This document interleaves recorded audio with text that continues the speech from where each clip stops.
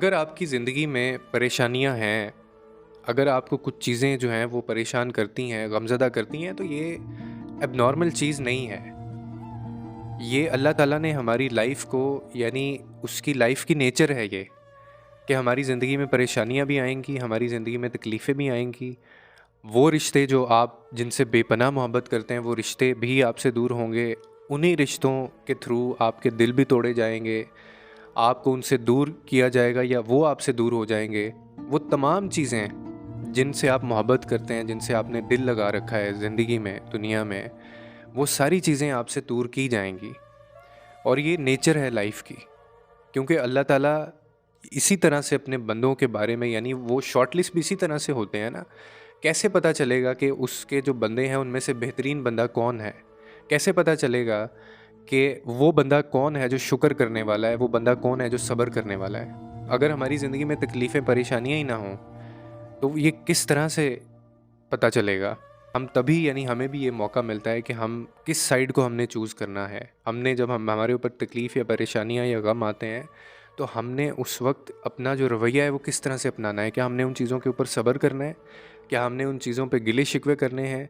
या क्या हमने यानी कोसना है कभी अल्लाह को, कभी कुदरत को, कभी नेचर को, कभी लोगों को, हमने ब्लेम करना है कि ये इनकी वजह से सारा कुछ है। ये जो एक हमारी एक्सपेक्टेशन होती है ना लोगों की कि जी मेरी एक ऐसी लाइफ हो जो बिल्कुल स्मूथ चल रही हो, उसमें ना कोई रुकावट आए, ना कोई परेशानी आए, ना कोई दुःख हो, ना कोई तकलीफ़ हो और मैं सिर्फ़ एक आसान ज़िंदगी यानी गुज़ारूँ, आसानियाँ ही आसानियाँ हो लाइफ में।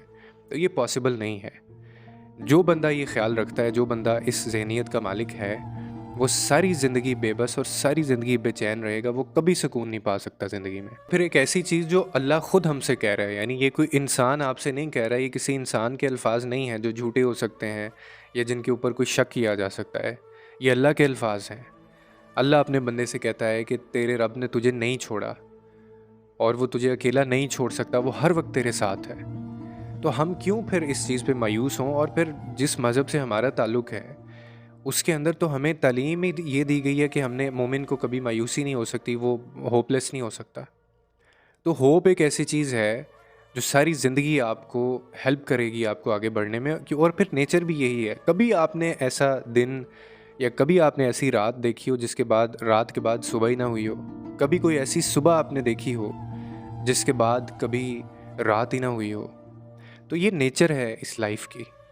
हाँ, कुछ चीज़ें होती हैं, दुःख, परेशानियाँ, तकलीफ़ें हमें ये अल्लाह के कुछ तरीके होते हैं बंदे को अपने करीब करने के लिए, वो हमारी ज़िंदगी में आएँगी और हमें इनसे टेस्ट एंड ट्रायल से हमें गुज़रना पड़ेगा, हमें इन आज़माइशों से गुज़रना पड़ेगा, ताकि वो पहचान सके कि इसमें कौन-सा वो बंदा है मेरा, जो इसके ऊपर पूरा उतरता है। कौन वो लोग हैं जो सब्र करते हैं, कौन वो लोग हैं जो शुक्र करते हैं, कौन वो लोग हैं जो गिले-शिकवे करते हैं, ताकि वो भी जान सके।